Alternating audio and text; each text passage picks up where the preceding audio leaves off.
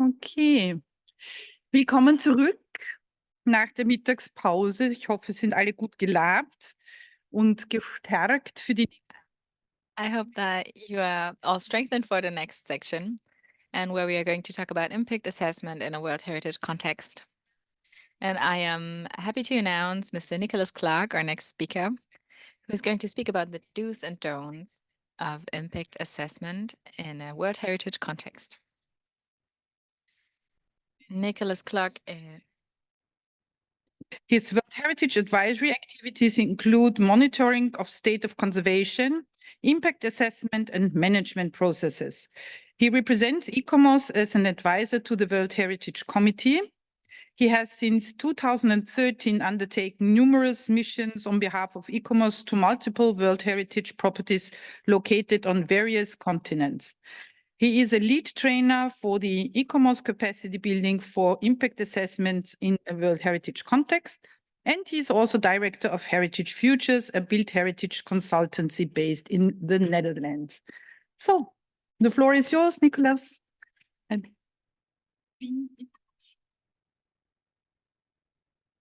Uli, I'm going to set my own timer because I have been told that I often speak too long and I need to be succinct and to the point. Good afternoon, everyone, and thank you very much to the organizations, to ICOMOS Germany and to the federal, I cannot pronounce it fully, the federal, well, for the invitation and also for the time given to ICOMOS to provide two presentations today. My presentation is going to, as Ulrike has already said, as Uli has said, focus on the do's and don'ts of impact assessment in a World Heritage context. And if you think I'm going to come and present bad and good case studies, you are wrong. I'm rather going to speak to the principles. The presentation today, there we go, has three, oh, do I need to tap through? I'm not seeing a change on this screen, but okay, doesn't really matter. And I'm not sure it's changed on the Zoom then.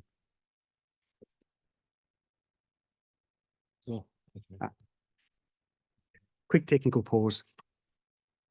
This doesn't come off my time.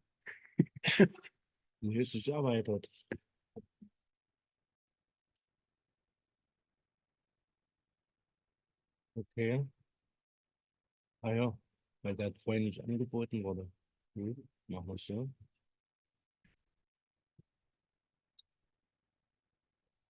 So, aber hier unten sieht das trotzdem nicht, keine Referentenansicht. Wo könnte man das in Dings einstellen?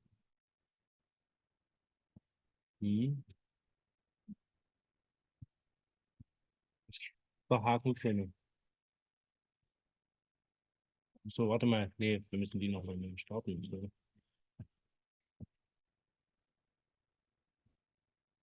Wenn jetzt.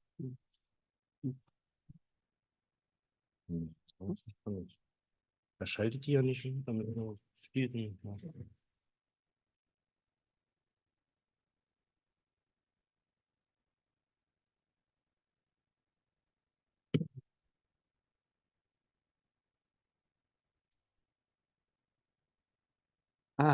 Vielen Dank. Right, so I can start from scratch. I'm starting at the top. I'm going to be presenting three topics today, seeing as there might be people who are familiar with what ICOMOS is and what ICOMOS does. I'll quickly give a brief introduction, following which I'll speak to impact assessment in World Heritage contexts, referring to basic principles. I also need to remember to speak slightly slower for the interpretation. And I will also quickly speak on impact assessments, do's and don'ts. And in this presentation, I will be building on some of the information already presented by my colleague, Ms. Dall from the Center, and by Nicole Franceschini from ICROM. So quickly, a brief introduction. What is ICOMOS? We are here at an event organized by ICOMOS Germany, which is one of the national committees of the International Council on Monuments and Sites. Established in 1965, ICOMOS now has a presence in 134 countries and territories, so not in all countries that are signatory to the World Heritage Convention. Roughly 11,380 members, of course, this fluctuates, 115 national committees, and 31 international scientific committees, plus 6 working groups, which focus on specific topics. And We are also an advisory body to the World Heritage Committee. Now, what this means is that under the World Heritage Convention of 1972, there are three bodies who have been given the position of being able to advise the committee on matters of maintenance of outstanding universal value. And ICOMOS is one of these. ICROM and IUCN are the other two advisory bodies. And one of the basic principles is that the advisory bodies advise. They do not decide. And I think this is sometimes a misconception amongst many people in the World Heritage fraternity or World Heritage world that think that ICOMOS says no. Often this is the role that sometimes is given to ICOMOS, but this is in principle not what ICOMOS does in the context of the convention. Getting to basic principles on impact assessment. Even before the convention was created or ratified, there was already a very strong realization that we need mechanisms to safeguard those places that are so exceptional that they actually are of value to all of humanity. And as the Director General of UNESCO in 1960, so this is 12 years before the convention was ratified, once said, and in the context of the Nubian campaign of UNESCO to safeguard the monuments of Upper Egypt that were going to be flooded, Vittorio Veronese said, "It is not easy to choose between a heritage of the past and the present well-being of a people, living in need in the shadow of one of history's most splendid legacies. It's not easy to choose between temples and crops." Now, this is still the fundamental choice that we face today, although we are trying to find ways in which to align meeting the needs and of the present while ensuring the needs of future generations to meet their own needs. And for those of you who know the Brundtland definition for sustainable development, you realize that I've just paraphrased it. And one of the tools we have to ensure sustainable development in a World Heritage context, which maintains OUV, is, of course, the impact assessment process. There we go. No, going back. And the impact assessment process is older than you might think. The first mention of impact assessments in the operational guidelines actually come from 2011, in which the committee entered into paragraph 110 that impact assessments for proposed interventions are essential for all World Heritage properties. Many people think that impact assessment in the World Heritage context is a new phenomena. In fact, we've been dealing with it for, well, if you look at the natural environment for more than 20 years, and the cultural environment certainly for more than a decade. That very same year, actually before this committee decision was taken, ICOMOS published its guidance for heritage impact assessment, and in 2013, IUCN published its guidance specifically for natural World Heritage properties. So then there was still this distinction between nature and culture. 2019, and I brought this really big and in dramatic colors for everyone to look at. Paragraph 118 bis was entered into the convention, into the operational guidelines. This really tells us what impact assessment aims to do in a World Heritage context. And that is, they serve to identify development alternatives. This actually means that the name impact assessment is a bit of a misnomer, because we think of impact assessment as being only the assessment, whereas we're trying to use impact assessment to find alternatives. So mitigation and enhancement should be part of the impact assessment process. Also, they should identify both positives and negatives so that we have the full picture. And finally, they need to recommend mitigation measures. This means, in principle, this is a process of iteration. It's not a linear process. And the basic principle of impact assessment is the following. When you got up this morning and you got out of bed, your alarm clock might have gone off. At the moment your alarm clock went off, you did an impact assessment. You decided if you're going to snooze or get up. And each of those two choices would have had different consequences. So based on past experience, you chose probably to get up, so you were not late this morning. But if you chose to choose, you would have to live with the consequences. You have the evidence before you, you can make a clear decision, and that's what is required from impact assessment. It is to provide the evidence in a transparent way to allow for informed decision-making. And that's basically what this paragraph says. It doesn't say you need a document of 5,000 pages composed by 25 different consultants and experts. It means you have to have the evidence, and you have to be able to provide a assessment so that decision-making can be undertaken. It really is just about thinking before acting. So the history has already actually been presented, but the two guidances from 2011 and 2013 were the baseline for the EU 2022 guidance. And for those who don't know where to find it, it is on all the advisory bodies and the UNESCO website. And you can use the QR code if you watch this at a later stage as well to access the document and the existing translations. So those are the basics of impact assessment. Impact assessment really is about providing the evidence to inform decision-making. So do's and don'ts, because I see I'm running fast through my time. Ulrike, how many minutes? 5 minutes. Oh, it's fine. Do number one, start on time with the impact assessment. This is probably the most important rule in impact assessment. Start on time.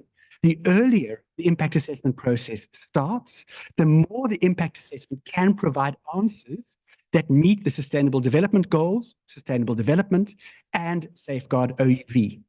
You can see that if, and obviously this goes without saying, if the impact assessment starts after decisions have been made and rights have been granted, you're fighting a losing battle.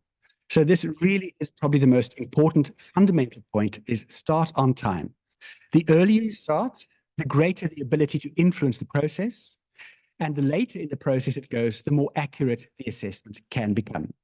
And it's even important at a concept level, because at a concept level, and I think you guys can see the red pointer there, at a concept level, even if a project is not real yet, just the rumor that, for instance, a large hotel development will or might be granted in an area could drive up property prices, cause a community to disassociate a place, and thereby disassociate a lot of intangible values with a place itself.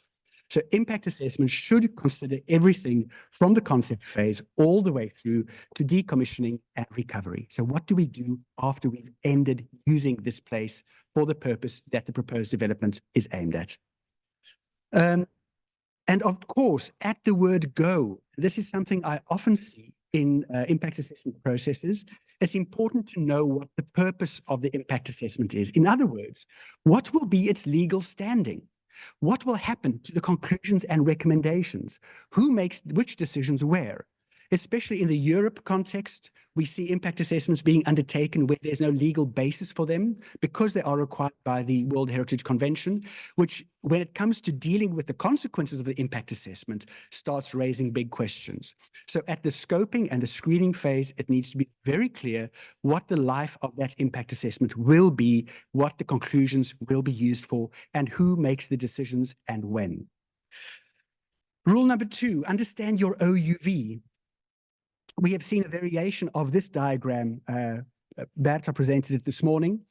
Really, we need to understand the OUV as what it is all about. It means understanding the 3 pillars, the criteria, authenticity and integrity, and the forgotten one, protection and management.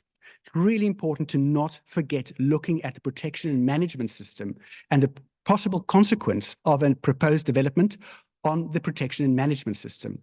Whether this is undermining the site manager, it might strengthen the management system.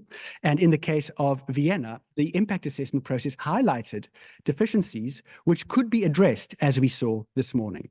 So in that sense, I think it is a good case study. Understanding the OUV also means making sure that you can understand what criteria are and how they've been applied. And this is another point that I think is really fundamental.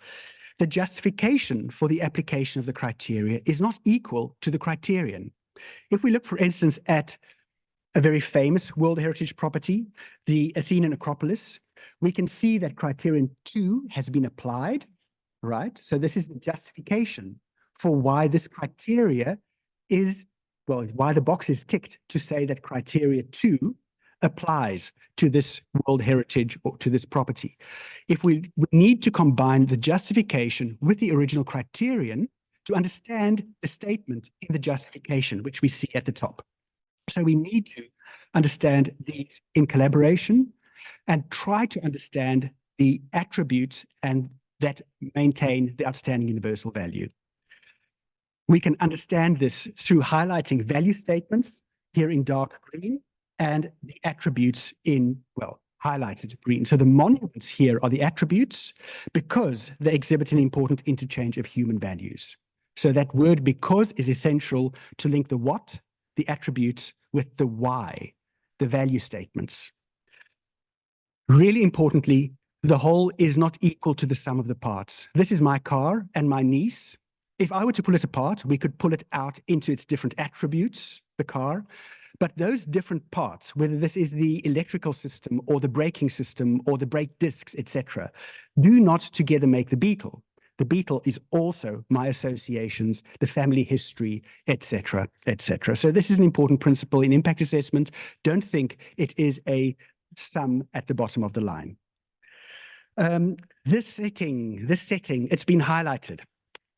We need to, in impact assessment, bring on board an assessment of projects in the wider setting that may impact the outstanding universal value of a World Heritage property.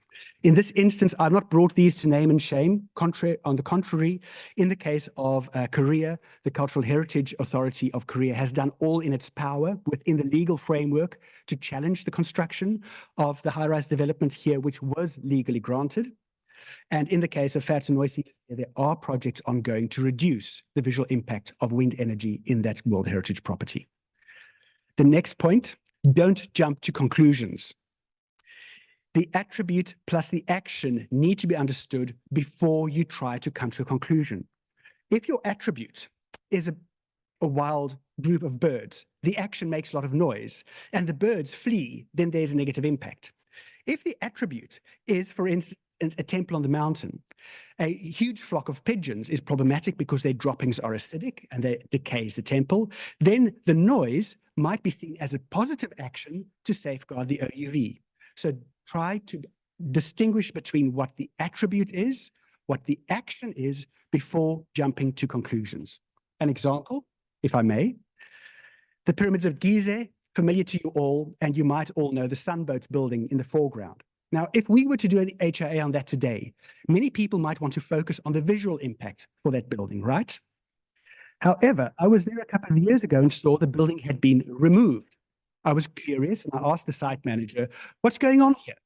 And the answer was surprising. It wasn't about the visual impact. It was about the fact that the building was tunneling wind along this corridor over here, causing decay, sand-blown decay of the pyramid itself.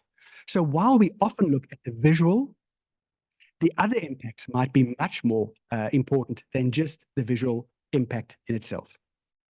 I'm looking at Ulrike nervously. Iterate, iterate, iterate. If we want to deliver projects through an impact assessment process that are appropriate to the maintenance of OUV, we cannot just assess. We have to go through a mitigation process, which means we have to be able to deal with a project team to find out what alternatives are on the table, whether this is making sure the development is replaced or moved to another location, or ensuring that, for instance, a high-rise building becomes a low-rise building. So that iteration really, really is essential, which means it's a circular process until you deliver a project or an impact assessment which highlights the best possible outcome of the process. When it comes to mitigation, so it's iterate and mitigate. It's not enough, I stress again, just to deliver an assessment. It has to show what the options are on the table, and we need to enhance.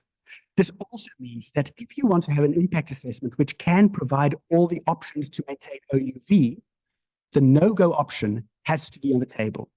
The no-go option in the context of outstanding universal value, in other words, saying development cannot go on in this place in this manner, must be an outcome that's possible in the impact assessment process. I'm getting towards the end because I'm back and I've iterated right to the word go, start on time, really important, and start on time looking at the protection and management system. I think this is really the most important part of an impact assessment process, is it can highlight deficiencies in the protection and management system and help us to improve that protection and management system. In summary, start on time, no-go should be on the table, plan the process, ensure there's a clear path set out for the use of the conclusions and recommendations. Also make sure there's an action plan that comes from it telling us who has to do what and who monitors the implementation of the conclusions and recommendations. Provide evidence to inform decision-making. It's not good enough anymore to say the expert says this. The expert also needs to provide the evidence. Integrate and mitigate, report on the impact on OUV and other values, but keep these separate because the committee has a mandate in terms of OUV and other values are mandated to the national level or the local level. Don't jump to conclusions. I've already said this. And don't forget the protection and management system. Thank you very much. Close to in time. And also presenting it really good to the force, to the do's and don'ts. And yeah, we come from these more principal things zu den Beispielen, Kulturerbe-Verträglichkeitsprüfungen, Grundlagenbeispiele. So we are now going towards the basics and case studies of the Cultural Heritage Impact Assessment. Michael Kloos will present now for this topic. He is the chair of UNESCO on Historic Urban Landscapes and Heritage Impact Assessments. He has also worked at different universities in regards for urban development, architecture, and other topics. Since 2016, he is a professor at the University RheinMain in Wiesbaden. And since 2022, he is the head of the UNESCO Historic Urban Landscapes and Cultural Heritage Impact Assessment. Yes, thank you so much for this lovely introduction and the invitation to speak to you today. Yes, case studies, examples. I will definitely speak about one example. 20 minutes is not allowed to talk about multiple examples, but I will definitely speak to one.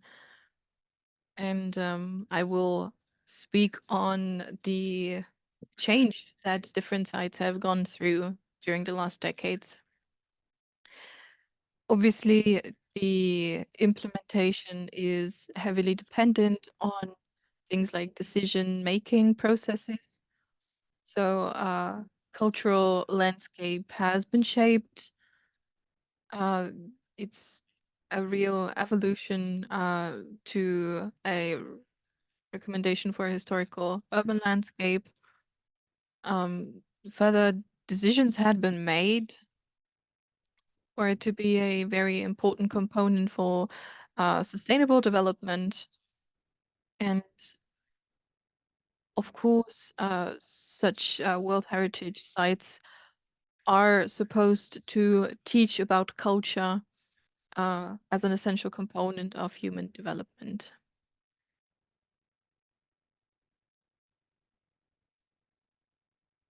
So basically, it can be said that, well, I have to look back a couple of times because the laptop isn't currently correctly displaying what is being shown. We're currently looking at Prague. So everybody knows of the identity and the cultural heritage of the city. However, if we look at the term sustainable development, there are some further technical issues. Please wait for a moment.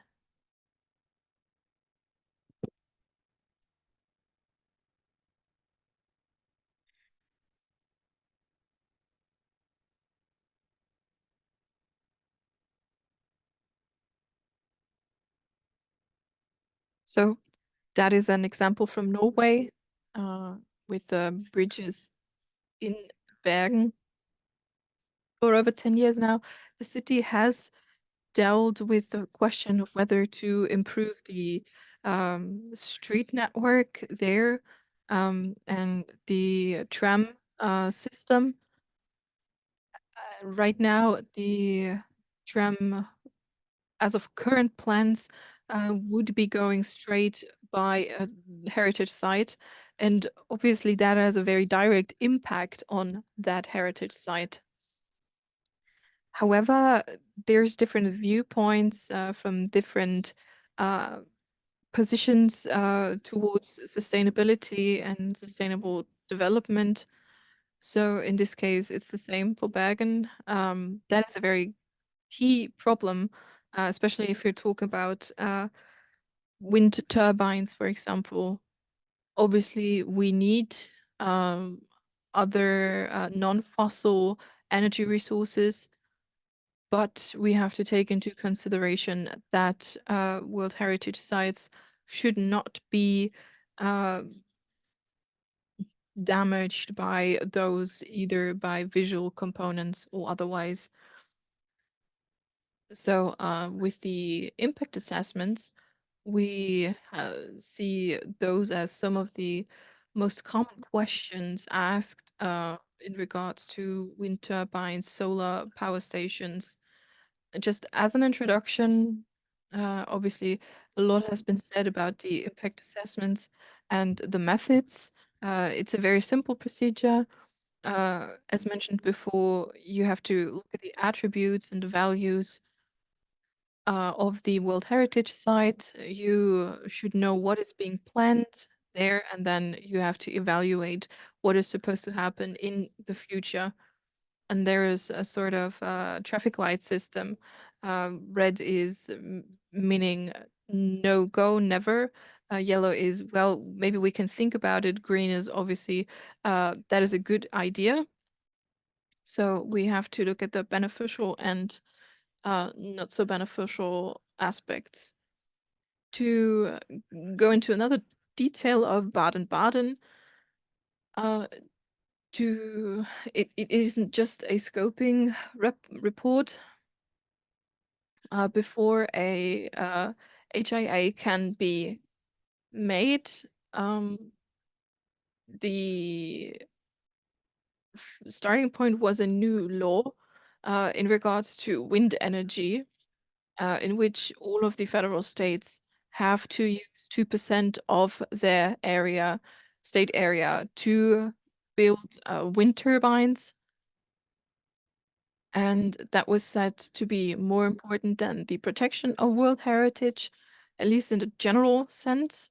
However, only very special heritage sites are still subject to impact assessments, which is a very dramatic change in aspects of public matters.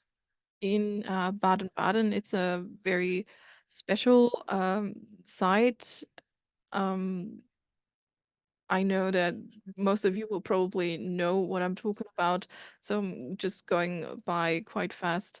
For those who don't know, Baden-Baden is in the west of Germany, southwest.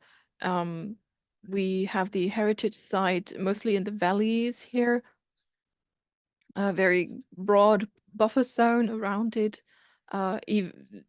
especially because it's in the valley and surrounded by mountains. In this area, we have the issue that these wind turbines are supposed or are built or supposed to be built. You can see those are outside of the heritage site. However, some are immediately enclosed to the buffer zone. What does that mean? Necessarily, it means we have to take the height of the wind turbines into consideration. There's a few parameters here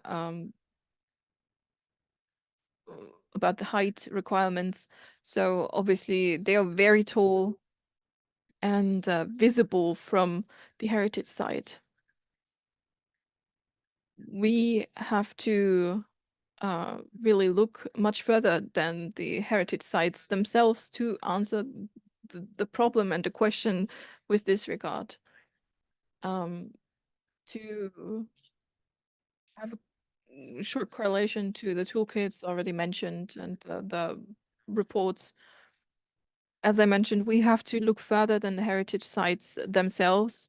We have to look at it as a whole, especially with the buffer zones, and there's since the buffer zones have these OUV elevating aspects,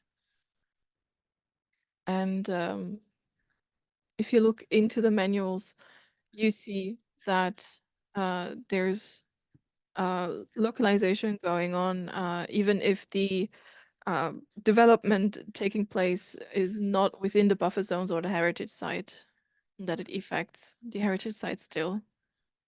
As already mentioned before, you have to start as soon as possible.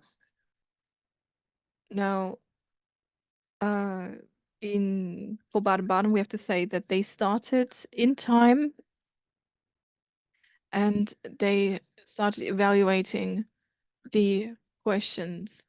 So they looked at the attributes. They even went further when they were applying and nominating the World Heritage Site. They already looked at the plans for wind turbines to be built and the effect it would have on the heritage site. So what I consider is a very rare finding for the plans to be made this far ahead.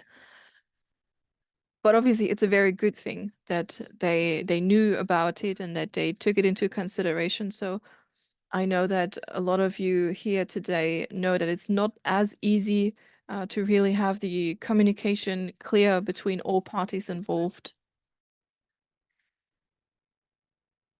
Now we have these different levels of knowledge. There were some discussions and agreements on which aspects are important. We have the valley location, which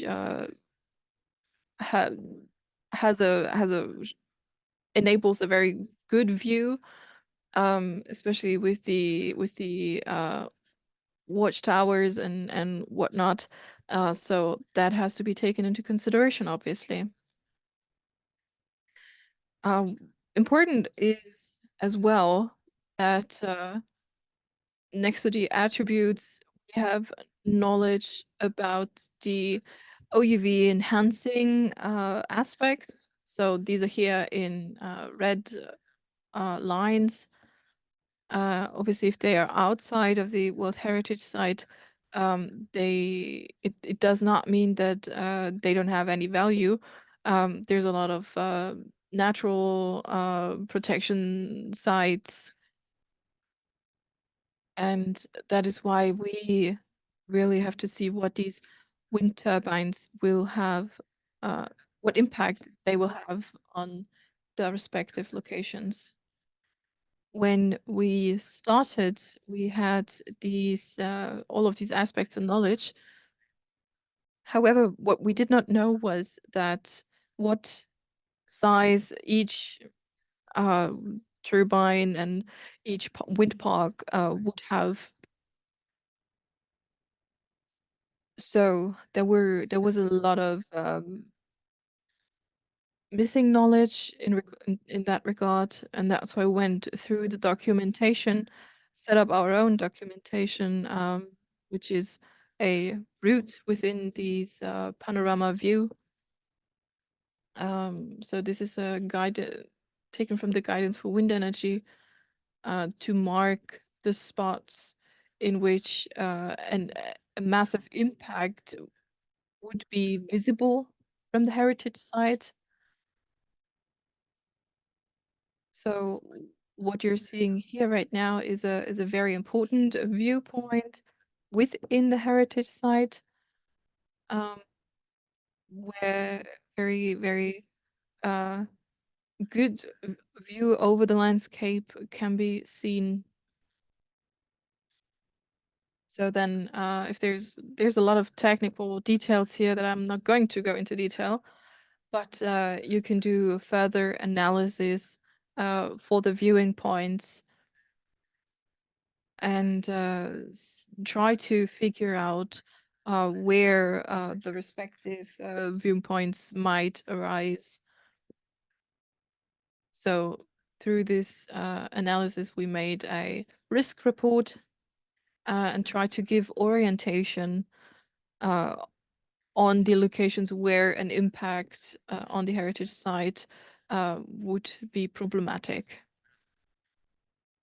Now, some further diagrams, analyses that we made, just to sum it up, we realized quickly that there are a few areas with a high risk where we said better not to continue working on. And then there are also areas with projects planned with too high to very high risks. So that's just a very quick and brief example of what it means to start as soon as possible with all kinds of analysis to be made in heritage site protection, and that we have to start thinking about sustainable development and what we can actually bring to the table in that regard as well. So Nicolas already mentioned that before as well. The impact assessments are a lot more than simply one assessment. It's a process, it's a thought process to find alternatives. And we are trying to see the results from these processes to implement them into our further planning. And obviously, if we have the results of the assessment and what information is brought to the stakeholders, that is the even more important process that has to take place in regards to the impact assessment. So timing is very important. Start very early. Have the cooperation between the stakeholders, especially those of you who have already worked in such projects, know that that is a very important point. And then obviously the planning process is very important as well. So for this case, what we did, we were very lucky that the site management started with these thoughts very early on. So we all know the site management knows their sites best. And that is why it was so very well done that they were the ones speaking up and saying, well, this might happen, this might go on, so that I'm not going to go all the way through to the international level, but the site level is the one that started the whole process. Now, you have to think about what happens afterwards. Now, this is a diagram that you can look into further at another point in time. But we know that usually, especially people not in much contact with heritage sites, they need more information. There's a lot of misconceptions, a lot of misunderstandings that happen easily. So what we have to do is talk together, sit down together and discuss everything that is going on. The second thing I would like to add is in regards to further values. So with all assessments that we do, there's multiple values, other values next to the OUV that are just as important. Oftentimes, I realize that the assessments are important for the heritage sites, but also for monument protection and conservation. And I advise for those aspects to be brought together further. I am very glad that the VDL has also created a guideline in that regard for monument protection in correlation with the heritage sites, so that I hope that this cooperation will grow even closer in the future, and that this level can grow together even further. Now, to just briefly at the end, I am professor at the university, and we implemented 2 classes at the bachelor, one in the bachelor, one in the master's curriculum. I myself am from the urban development, so we have started together with my colleague who's from the monument protection, some important aspects in classes to further enhance the cooperation. And I am glad that more colleagues are here to show other projects as well. Thank you very much. Ja, vielen herzlichen Dank, Herr Kloos. Das ist Thank you very much, Mr. Kloos. It is very interesting to see how this is further developing this topic, that we just have to start in time with the evaluation and just make a clear line between evaluation and impact, and to also include other values except the OUV. So I am now happy to welcome Hjördis Dall. She is a student at the Bachelor of the Built Heritage in Baden-Baden. She has been working as a scientific worker at a university, and has also worked in architectural offices. And since 2024, she has been working in the General Directory of Cultural Heritage in Rheinland-Pfalz.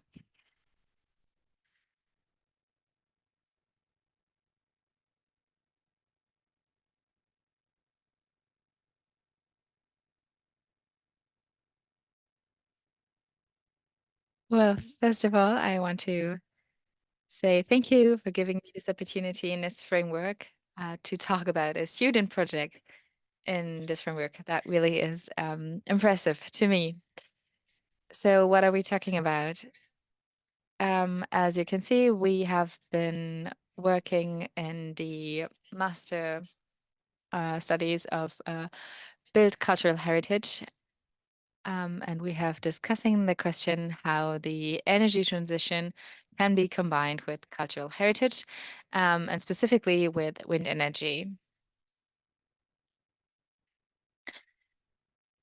So to put this into scope, we didn't really do an heritage impact assessment or anything. We are way prior to that. But we try to find a methodology, or to test a methodology that we have already seen before with Michael Kloos, where we are trying to show the landscape sensitivity for our risk assessment.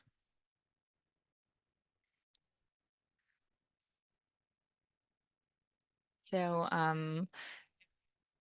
since here in Germany, since we are talking about broad landscapes and cultural landscapes, we have a broad variety of different protection regularities, mechanisms, methods, and responsibilities that all take part in this. We have to try to summarize all of this in one methodology, and also show different perspectives in this wider setting, and also bring this together with the guidelines from UNESCO.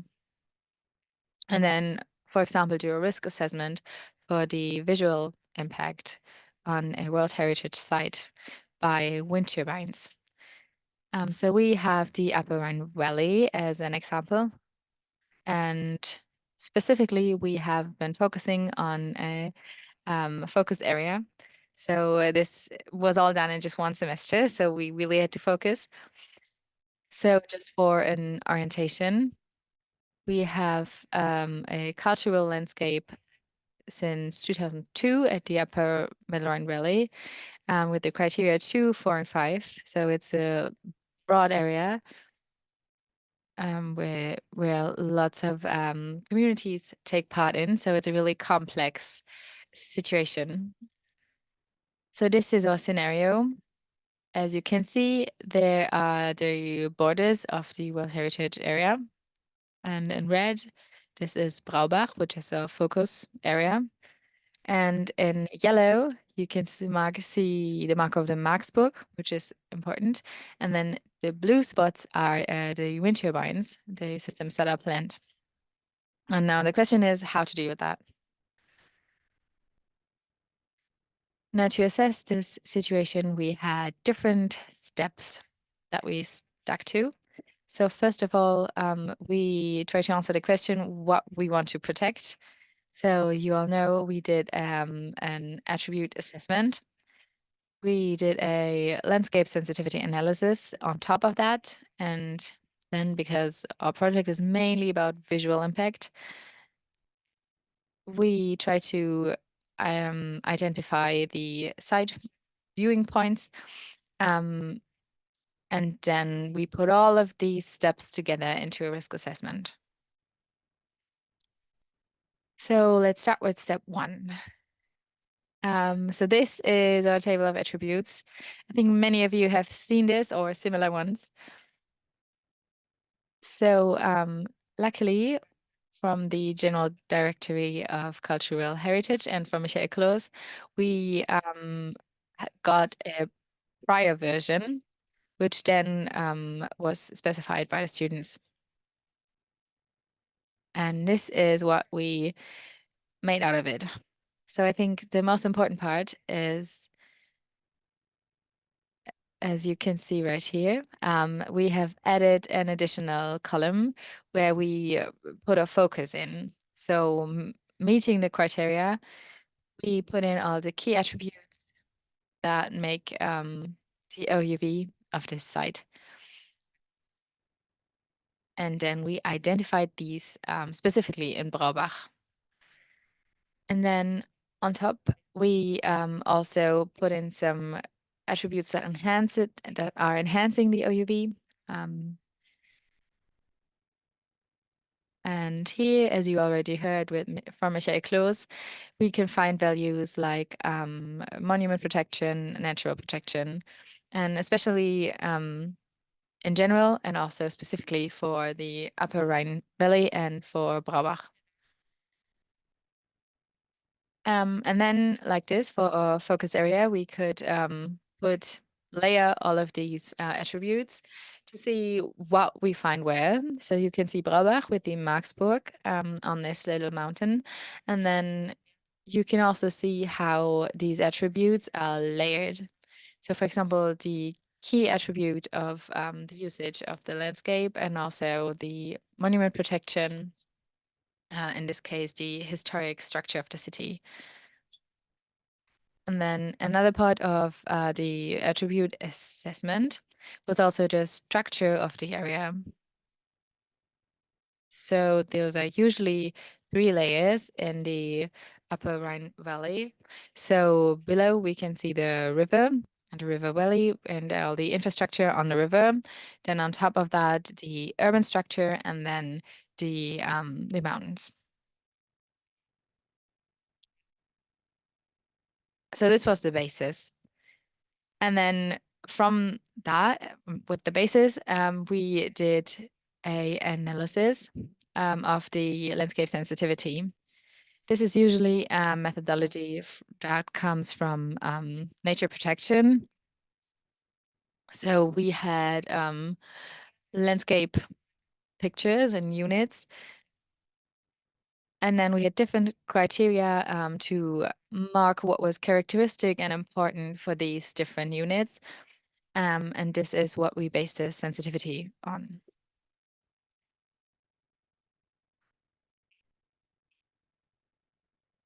So now you can see how these landscaping units, what they look like for us. So now we no longer only have 3 layers, but we have a few more. A little more in detail. So now we have 5 different units. We have the high terraces, and then the middle area, the valleys, the urban structures, and then the river on the bottom. And then within these units, we can find characteristic attributes. The elements that are important for these specific units. And those are the elements that show what is typical for these landscaping units. And for us, they were based on the attributes and values that we had before in our attribute mapping. So in Brabach, for example, in the river valley, we found some gardens and single attributes and monuments. Or a particularity was the Maxburg, which is on the high terraces in Brabach, even though in the Middle Rhine Valley, usually you find these castles a bit lower in the landscape. So all of this is really important and they went into the assessment later on. So after having identified all of these typical elements of the landscaping unit, we can now put these into the Federal Nature Protection Act. And so we had different criteria that you can see on the left here. And there we have purpose values and context values. So we have accessibility, then the state, and also the representativity of the heritage that is to be protected. And then with these criteria, we can assess the different landscaping units and then come to our risk assessment. So as already mentioned, the visual assessment is the most important part in our project. So this is why those viewing points were especially important. From where do we look into this and from which viewing point? And this is why we developed categories. We have, for example, some monument views. We have Turner views. We have Rhine views.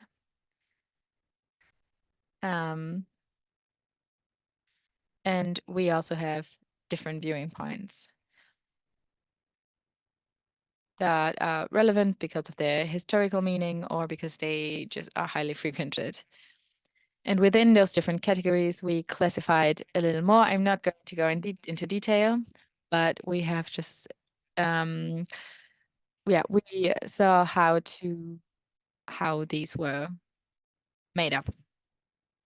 So this way we identified 8 different viewing points that we investigated further.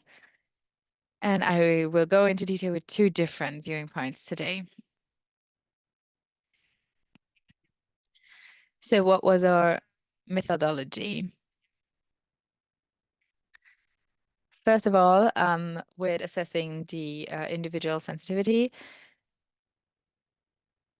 And I just 1 second.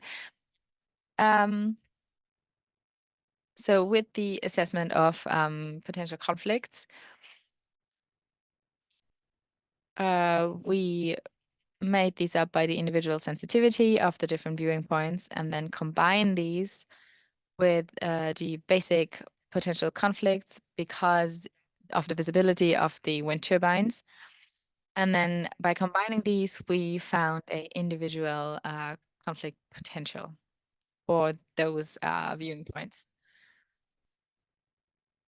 And these basic conflict potential depends on what you can see from the wind turbines. So it's rather simple. If you can see from all the way to the red line, then you can see a lot of the wind turbines. So that's a bigger risk than if you can only see a small part. So now on to the examples. Our first example is the Rhine viewing point Brei. This is on the lower terraces. It's a panorama view, and it's concentrated on one element in the landscape. And from this viewing point, the units that we have identified can be really clear. You can see the Marksburg very clearly on the mountain.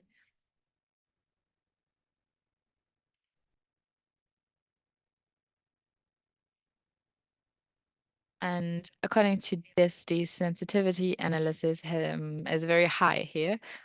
So we have assessed every single unit of the landscape and assessed that carefully. And then we came to the conclusion that with the high terraces and the urban structures, we have a high sensitivity because of this very clear structure of the mountains and the position of the Marksburg. In contrast to that, we have to point out these special aspects. The urban structure with the historic center can also be seen really well as the valley and the river, because they also can be seen very well from this viewing point, and there are few disturbances. Here I also want to point out how these values all play together, the different levels that you can look at this. Here we see the mountains and all the beautiful green colors. If you only talk about the OUVs at this point, you could say that it's might be a lower sensitivity, because the historic terraces and the Rhine mountains and everything, you can't see a lot from this viewing point. However, on the other side, it's a high value for nature protection, because especially the mountains are really valuable. And so this needs to be taken into account. And in the end, you can also say about the mountains that they do have a very high sensitivity as well. So here we have a viewing point with a high sensitivity. It is also very close to a focus area. So in a diameter of 6.5 kilometers from the wind turbines or possible wind turbines. So there is a risk potential. If you look at this on the map, you can see the red dot, which is a viewing point. And then if you go into the risk assessment, at this point, there is the danger of losing the scope, and that the wind turbines could just disturb the whole area and the scenery. And so there's a high conflict potential that was evaluated by the students. And it's very different if you see from this viewing point. It's a different viewing point, which is a panoramic view from a hiking path. This is the viewing point that is the furthest away from a focus area. So you really can't see much of the characteristics of a focus area. This at the back with the red dot, that's the Marksburg. But this viewing point still offers a wide view over the characteristic structures. And you can see the castle of Stolzenfels as well as the Marksburg. So there also are some elements that could be sensitive. But there are already lots of disturbances in this landscape, in this view of the landscape. And so this is why this sensitivity of this viewing point has been evaluated to be rather low. But this really is no miracle, because it is quite far away from a focus area. And this obviously can also be seen in the risk assessment. So we have different results, lots more green and lots of yellow areas, because the conflict potential is very low. And only if the wind turbines were positioned in a way that you could see the rotor as well as the bases. And this is what we did with all 8 viewing points in our project. Here you can see an overview of all the sensitivity analysis. we have quite a wide range of results from very high to very low. Although very high is present the most. What I presented to you today were the both extreme examples. This is another overview where you can also see a broad range from very high to low. So we also have some viewing points where the conflict potential was low or medium, but also many viewing points where we do see a high potential risk. The blue ones are neutral viewing points because in the course of the analysis, we came to the conclusion that probably they are not even suitable to seeing the deroters at all. Now I want to jump to a conclusion. We have a landscape which is in diversity and her typical structures is unique. And we, with our integrative approach, we tried to include all the different perspectives and to connect different levels. And the analysis shows that potential impact is definitely there, even though all the plans actually weren't implemented in this wider setting that we heard about. So the result of our project was that it would be important to have a real impact assessment, not just with a visual impact, but in a broader range would be necessary. So that was our conclusion, and those are our sources. Where you can also find a few of the toolkits that have already been presented today. And I would like to thank you.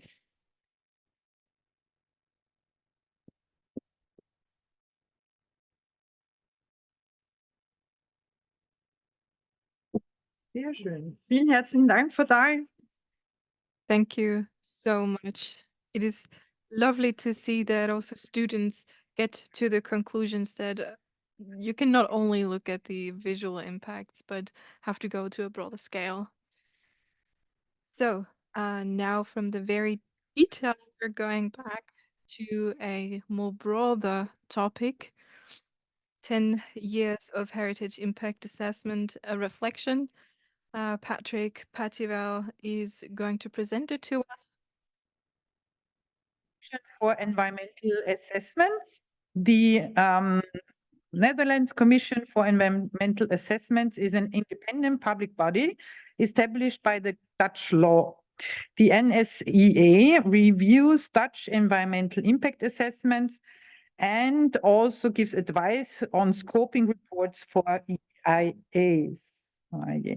Patrick holds a PhD in which he focused on heritage impact assessments for World Heritage Sites. And I'm looking forward to this reflection.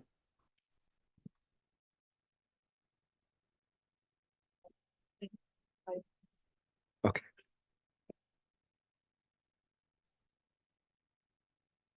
Well, let me start by also, like the people before me, thank the organizers for inviting me to give a speech here. As was said in my introduction, I did a PhD on heritage impact assessments. As far as I'm aware, there's not that many that do a PhD in this topic. But right now I work in a reviewing body, which I'll explain a little bit more about in a minute.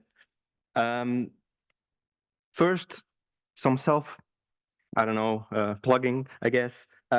Showing my research. I just wanted to say that, again, there's not that much research out there. My research is all openly available if anyone's interested. And I feel like there's a lot of research that still can be done on this topic because it's very new. And especially in a more quantitative overview kind of viewpoint, there's still a lot unknown about this methodology or framework. As you can see in the titles of my papers, I focus specifically on Liverpool. I think this in the World Heritage context is a very famous or infamous, I should say, case. I won't go into detail here, but if you're interested in that case study and how pretty much how not to do heritage impact assessment, I would like to refer to my research and also to the case in general, because this site was removed from the World Heritage List in the end. In my research, I tried to focus on both good and bad examples. And for the good example, I selected the project in the Netherlands. But I would like to say that both Liverpool and the Dutch case that I focused on were still ongoing as I was doing my research. So the eventual decision-making process was still ongoing as well. And I would like to say that the Dutch case became very problematic in the end, even though there was a very technically well-done heritage impact assessment underneath this decision-making. That about my research for now. My research basically started with the 2011 document on heritage impact assessment. And at the time, it was really considered a new framework to effectively evaluate the impact of potential development on OUV of World Heritage properties. And I put new between quotation marks, and in some of the speakers before me already mentioned this as well. Environmental impact assessment has been a very established field when this was introduced. And I will get back to that in a minute, because I think there's a lot of synergies between the lessons that can be learned and also the problems that are encountered between these two fields. They're very similar. I just wanted to mention, and I think this was already mentioned before me as well, there have been several shifts in heritage management in the last decade or decades. And one of them is really about the focus on the material or the immaterial part of heritage. And this is what I mean with the first quotation, that heritage is about the meaning ascribed to it. And the word ascribed here is very essential because it puts into question what's really the focus point. Is it the narrative or is it the physical aspect of heritage? And these are different streams within heritage conservation that are going on right now. And I'm not saying that one is particularly better than the other, but there's just different ways of viewing what's more important within heritage and heritage conservation. There's also been a shift from more strict protection to more a sense of managing change. And this opens up a lot of difficulties, because how much change can then be allowed and how do you manage changes that are going on and that might be difficult to capture or to evaluate. So this is sort of the starting point from my research where I dived into. And like I said, there's not much research on this topic. What I found, and also my own research, is that these elements are really important in trying to effectively use the methodology of heritage impact assessment. Nicholas already mentioned it and focused on it, that early in the planning process basically is one of the key elements to really make a difference. But also things like being transparent, clear, open, participatory, having an independent team conduct the heritage impact assessment, being solution orientated, and having a peer review or review mechanism in place to evaluate the heritage impact assessments afterwards. This is something that I will get back to in a minute because that's my current work right now. But one of the things that I really found striking when I started my PhD was that there was simply not a lot. It was not very easy to find cases, and it was not very easy to find the actual reports, the heritage impact assessment reports that were being conducted. So it was also very difficult to see how many actually were conducted, if there were, what the outcome was of these heritage impact assessments, and what the decision making actually did with these reports. And again, like I said, a lot of more research could be done with this topic, and this, I think, is one of the more essential topics to see what happens actually with these reports and how are they used within decision making, and are they actually effective in changing the plans that are being assessed. Like I said, peer review mechanism. I currently work at this called the Netherlands Commission for Environmental Assessment, or in Dutch, the Commissie Mer. And what we do is we are an independent body that evaluates the scope and quality of environmental impact assessment reports and strategic environmental assessments. And part of this can be a heritage impact assessment. And I guess it's similar to ICOMOS in a way that we don't make these reports, and we also don't really deal with the decision making afterwards. We just focus on if the effects are assessed well and complete. So just to give you an idea of what's going on with that work, in 2023, we gave an advice on 124 reports. This included 74 EIAs and SEAs. And in 24 of those, we focused on, or we asked for more information on heritage because it was simply not complete or not done correctly. And for 3 of those, it involved World Heritage sites. But I just wanted to stress that in the morning, it was shown that ICOMOS does not receive all the reports, or the World Heritage Center also does not receive all the reports, or is not aware of all the plans that are being conducted. And I think these 3 that I mentioned here, most of them were also not sent to ICOMOS, for example, for review. So there's a lot of stuff going on behind the surface, I would say, that maybe even the World Heritage Center is not aware of. We also gave a lot of advice on 50 scoping reports, and we actually advised 4 times to conduct a heritage impact assessment in the end. So it's not a huge part of my work currently, but we are dealing with these kinds of reports. And lastly, about this slide, what I wanted to say is that most Dutch heritage impact assessments are not part of the EIA or SEA process, which I think is an interesting fact. But to give you an overview, there's at least dozens going on, maybe even a year, that are conducted in the Netherlands right now. Just the map is just the areas that are the municipalities that are having World Heritage in their municipality. And for those of you that are familiar with the Netherlands, especially in the West, there's a lot of pressure on these areas. Basically, all building space has been built. So the areas that are World Heritage sites for their open landscapes are very interesting to develop for certain groups of the population. So there's a lot of pressure on these areas to develop. Most of the Dutch heritage impact assessments have been conducted for impacts on cultural landscapes. And one of the things that the Netherlands is very famous for is its flatness of the land, its very openness of the land. And this sometimes comes back in the OUV of these World Heritage sites. But if you deal with openness as part of your OUV, it's very difficult to develop something in these areas because it will always affect the openness, and it's really difficult to assess or to build something in these areas that is not negatively affecting the World Heritage site. As I said, these areas also have a lot of developments going on there, and the Netherlands has really embraced heritage impact assessment as a framework to assess these impacts. But it also has led to something that I would like to call heritage impact assessment sprawl, because there are so many of them, and it's very difficult for the reviewing bodies to really deal with this and to keep an overview of this. So this is probably one of the things that I would like to highlight, that even if you do everything correctly or try to do everything correctly, it creates a lot of problems at the backside of the process as well.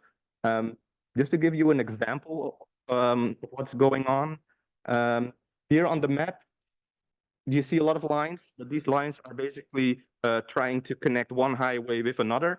And what was being done was that they investigated a lot of different options for this highway connection. And in 2014, they started with the scoping report. An environmental impact assessment was conducted more on a strategic level with an heritage impact assessment. This report was also sent to ICOMOS for review. The very short summary is that more information was needed. The decision-making continued. So certain alternatives were selected to further investigate, to further work out. And another environmental impact assessment was done with another heritage impact assessment report. This was supplemented because more information was needed again. But the thing that I wanted to highlight most with this slide is that the conclusion of all these reports and all this research was there's no acceptable alternative was investigated, because all these alternatives had negative impact on this World Heritage site, which was also on the site for its openness of the landscape. So decision-making still continued. They focused on one specific alternative, and they decided to really focus on developing landscape plans, developing more creative ways to get this project realized. So what was being proposed was a so-called deepened road. And here I have an impression on what that means. So they tried to keep the openness open by lowering the road into the ground, but they didn't want to make a tunnel because that was still too expensive, I guess. But as you can see here as well, the openness of the landscape is already not as open as you might expect because there's already roads going through this area. And in the end, this project in this way was also seen as being too expensive. They couldn't realize the finances.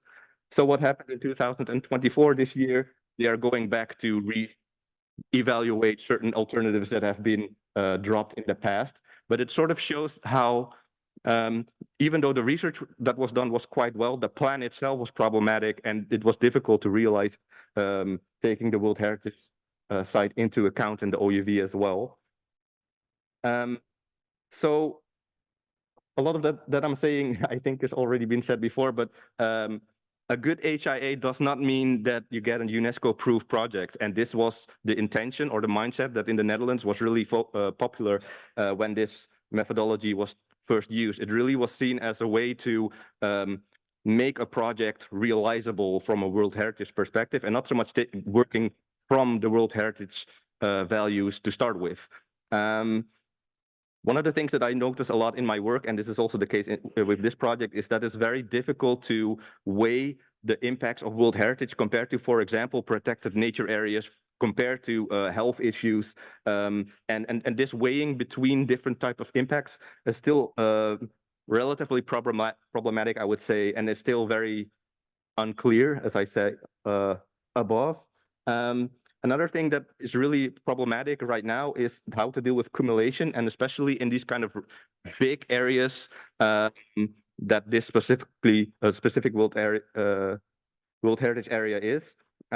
If you have an area that stretches out in a long, very open, very big area, there's a lot of different projects going on, and individually these projects might not be as problematic, but combined it will really have a big negative impact on this site.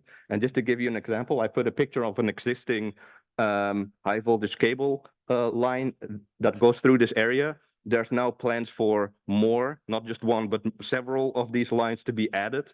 But other projects in this specific World Heritage Site also include other electric substations, dike reinforcement, solar power and wind parks, transformation of the fortifications that are there, urban developments such as housing, even wildlife crossings, and expansion of individual farms in this area. So you have a lot of different projects going on. These are all going on right now, and it's very difficult to really make a case whether this can all be accepted or this can all be realized if you take the previous case in mind that this highway was already seen as having too much impact. But then if you put a high voltage cable through it, I don't really see how this could be happening. But maybe they will find an interesting and creative way in their environmental impact assessment report. So the title of my presentation was Reflections. I decided to focus really on the Dutch case. So here are some reflections in the end, my last slide.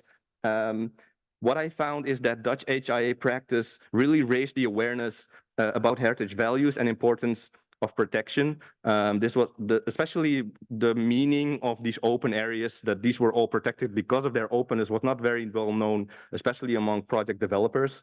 It provided more clarity about impacts. It provided mitigation measures, alternative solutions, and it's in some cases stopped projects that had too much impact. So in that case, from a heritage protection point of view, I would say this has been relatively successful in the Netherlands, but there are many challenges ahead. As I said, there's a sort of heritage impact assessment sprawl. There are many different types of impact assessment going on in the Netherlands right now. They're going from very quick scans to a very elaborate heritage impact assessment, from a strategic level to very focused level, all kinds of different types. And it's very unclear whether these are even good enough, for example, to bring or to focus on the impacts in the end and to make them clear. As I said, cumulation is still very problematic.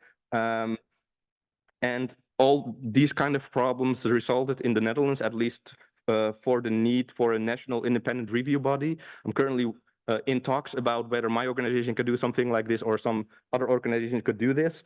But in the Netherlands, it was really felt that because there's so much going on with this topic, the quality of these reports needs to be assessed, and it should not just rely on ICOMOS, for example, maybe a little bit later in the process, but more on a national level as well to deal with this. One thing that I find very curious is that in my experience so far, again, I looked at dozens of heritage impact assessments through this. It's not very enhancement driven. There's never really an alternative in an environmental impact assessment report that really focuses on enhancing World Heritage. It's always the negative impacts that is the focus point. And another thing that I would like to add before I need to stop is participation and engagement is important, and I think it's a little bit underdeveloped in this field, but also I noticed that there has been a decrease of support for protection and also for inscribing new World Heritage sites on the list or putting them on the nomination list because of all these projects that we have seen. And you can question whether or not that's a good thing or not. Like I said, the impacts are being assessed in a more clear way. It's more clear that certain projects cannot be realized, but also because of that, other areas do not want to become World Heritage now because they see the problems that these places are having. And with that, I would like to end.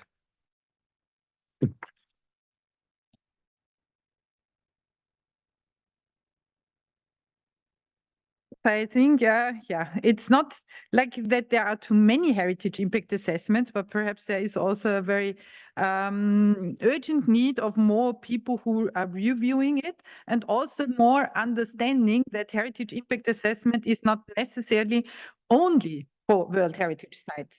It's heritage impact assessment, and we have also heritage aside of World Heritage sites.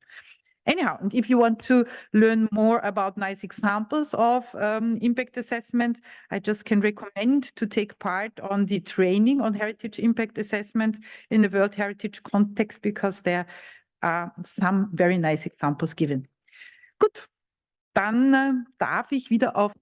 Okay, now I am going to continue in English and German, and I am now opening up the discussion.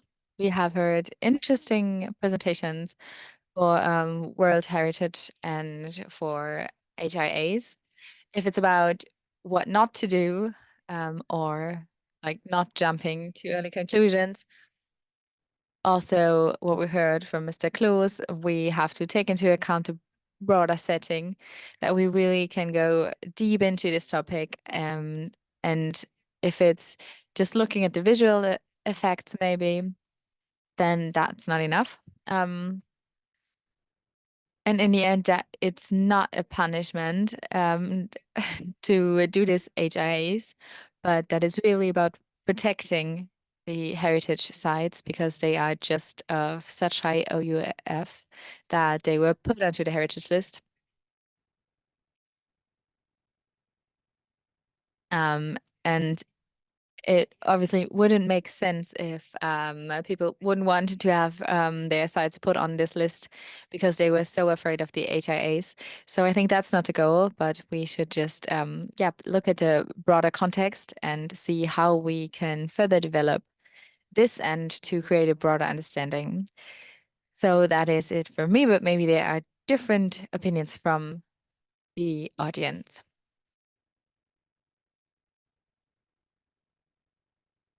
Okay, so I think the microphone is over here. Hi, so I am from the Monument Protection Office here in Saxony. I would just like to make a quick remark, because I think that wind energy is something that really is important these days. And I think that those areas that we are looking into for wind energy systems are a really important topic. And I think something that I already said to Mr. Kloos in person, one conclusion with Professor Kloos is that for certain priority areas for wind energy, there are like specific solutions. And I can just say that in Saxony, we do not have this solution. So either we have to,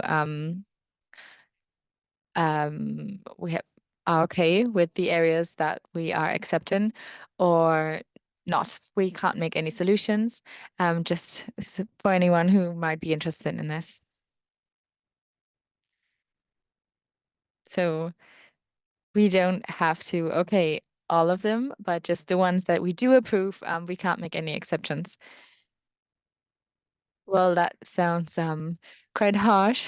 I have also dealt with this topic before, And there has been the idea before that maybe we should have a visibility limit towards the World Heritage Sites, which I think is an interesting idea because people thought that from that limit, you would not be able to see those wind energy systems, which I think is quite unrealistic given the extreme height of these wind turbines. Any further questions? Okay, I see one over there.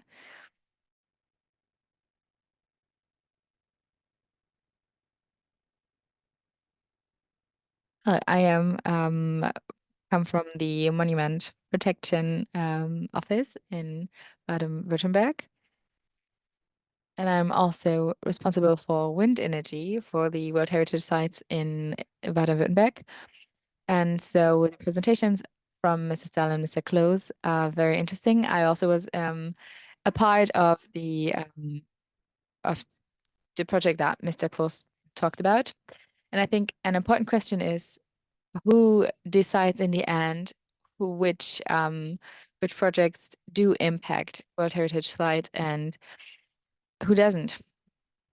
And I think this is a main question that is still unanswered, and which it also poses problems with the heritage impact assessments, because we also, which is why we come to ICOMOS and say, please validate this, 5 kilometers away, is this already a disturbance, an impact, a negative one, or not? So the planners and managers come to us, and we have to give them certain limits and numbers, and we can't. So from our point of view, we might think that this is a disturbancy, but that's really personal. And I want to validate my own opinion, my own decision by an expert. But who can I ask? Because other people might say, oh, if I look at that, I don't think it's disturbing in this context. And there just aren't any objective parameters where, let's say, 5 kilometers away, 3 kilometers away from here, it really does disturb the landscape.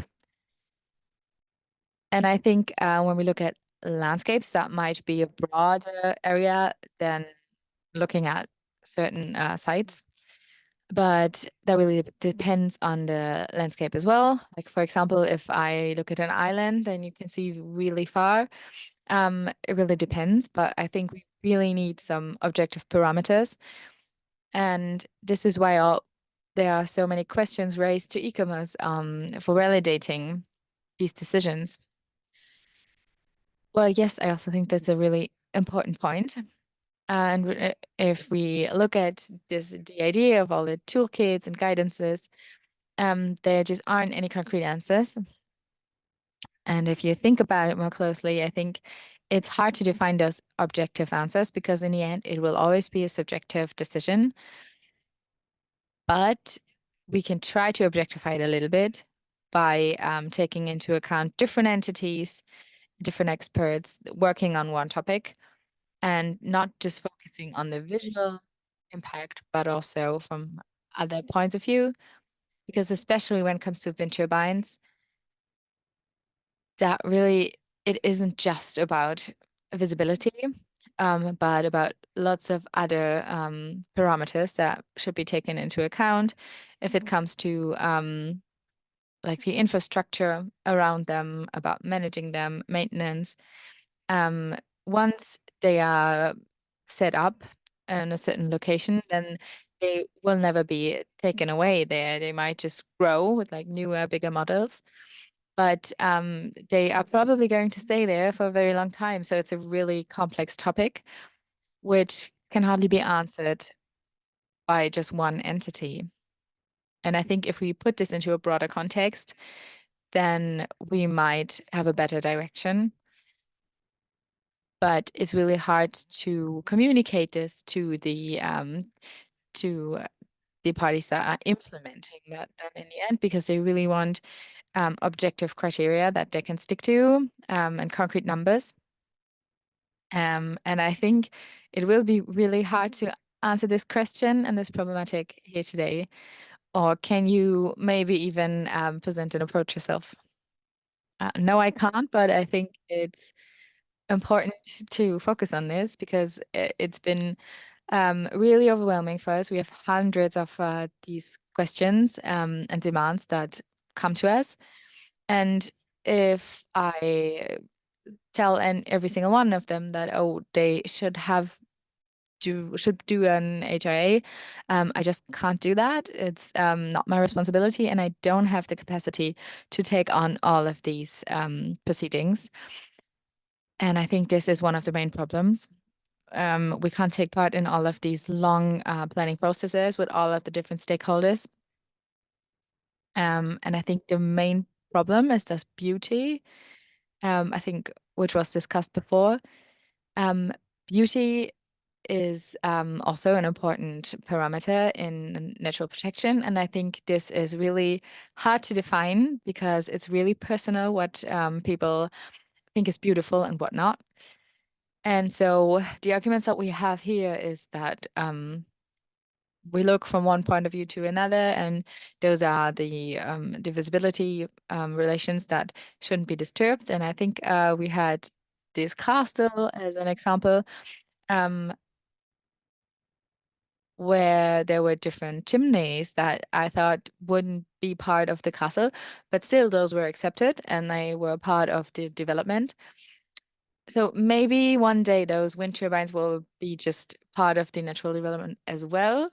I think that's a really different question. Yeah, we have these kind of questions all the time. There are lots of other examples too, where we are planning for wind energy systems. I think Neusiedlersee, which is also Rhine region here in Germany. There we have this topic too, and the region has changed a lot. People have discussed about wind energy, about visibility.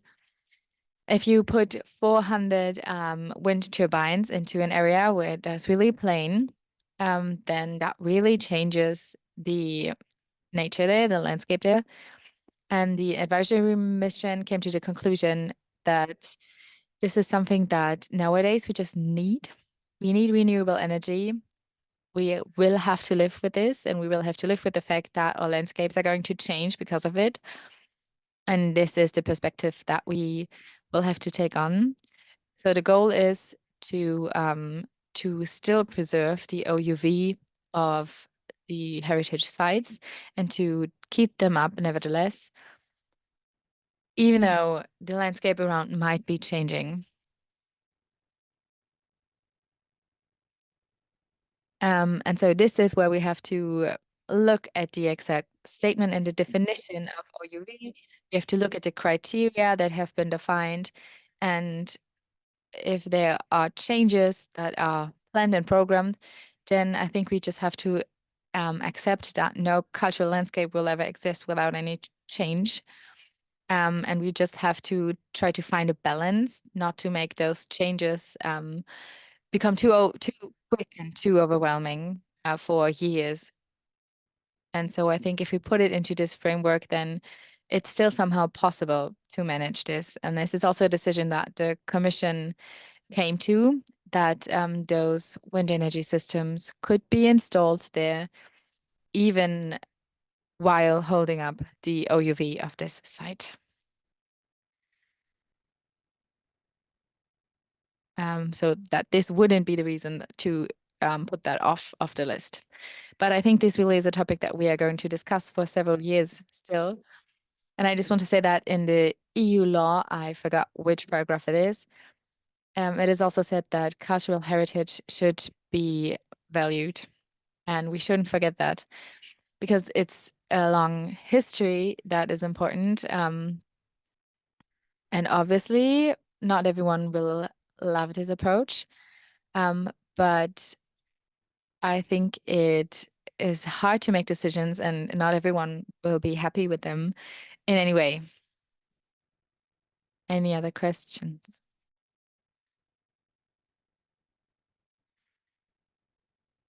So I've been working with World Heritage a lot in the past. Today, not so much anymore, but I'm still surprised today as well how unprecise the people that are responsible for cultural heritage, how imprecise they work with their words and terminology. So we're talking about attributes and about key attributes and normal attributes or whatever. We're talking about elements. If we look into the operational guidelines or manuals, then we have lots of different words that stand next to each other. So we have elements, attributes, features, and others. And we have seen that Mrs. Dall, I think because we have this really diverse terminology and no one has really worked on that and set standards here, has also talked. So Mrs. Dall has also brought in a lot of terminology from nature protection, for example.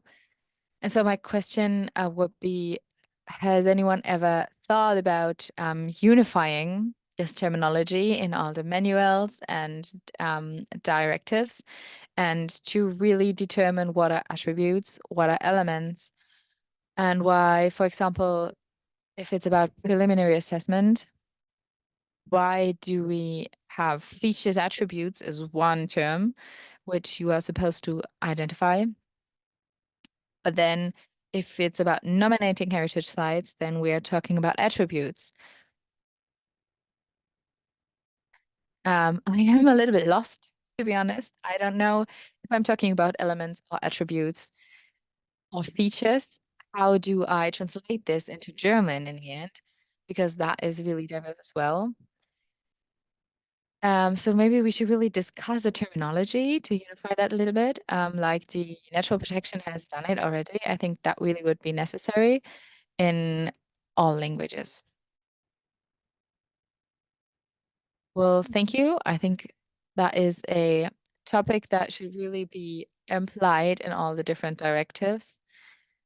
In the moment, as far as I can tell, when I look at the toolkits and guidelines, if you talk about this, you are on the level of attributes, and then if you are responsible for HRAs and look further into that, you should see those attributes in connection with the measures that are being discussed on the developments and their impact. You should really look into that further and to see where really is the connection. You always switch between German and English. It really is difficult. But if you have the physical visualization of those values that make up the OUV, where is the main element? And I don't mean element as feature, but the idea that you should keep in mind is that if you look further into this topic, then you should really come back to this terminology. The question. I think there are a couple of levels to the question, really. The first is that we trying in words to describe things which are maybe not equal to the words that we use when we speak of attributes, features, value, etc. The second is that translation, there's always something lost in translation. So it's really essential in, I think this is interfering with the microphone, sorry. It's really essential in translating the guidance into the various guidances that are being produced at this moment to really carefully consider translation. I was involved in the translation of the Dutch version. I can tell you that just translating the term World Heritage Property into Dutch was a long discussion, because in the Dutch word werelderfgoed, the word property is implicit in the word. So you couldn't go and say World Heritage Property by saying it doesn't work. But I think the one thing that I do want to bring, and ICROM, IUC, and ICOMOS, as we are producing the new guidance toolkits, we are constantly checking the terminology and making sure that there's synergies throughout all the guidances and toolkits. Now, of course, we're dealing with a World Heritage system which has grown and continues to grow over time. It's an evolving system. And in the operational guidelines, there have been various changes over time adopted by the committee, which might not all be totally harmonized yet, but the process is growing, and especially through the different guidances that are being produced at this point in time, we're using the same, lexicon of words, you could say, the same, what's the right word? Well, the same dictionary in all the different guidances to ensure that this problem is addressed. Okay. Yeah, thank you very much. And we would have like 2 minutes if somebody wants to make a nice final word for this. Yes.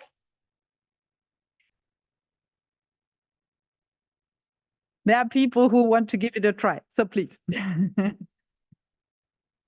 Bitte. Ja, hallo, Uta Menses. Hello, my name is Uta Menze. I am also responsible for World Heritage in Hamburg. And if it's about a final word, I would like to say that UNESCO really wants sustainable development, wants to allow sustainable development.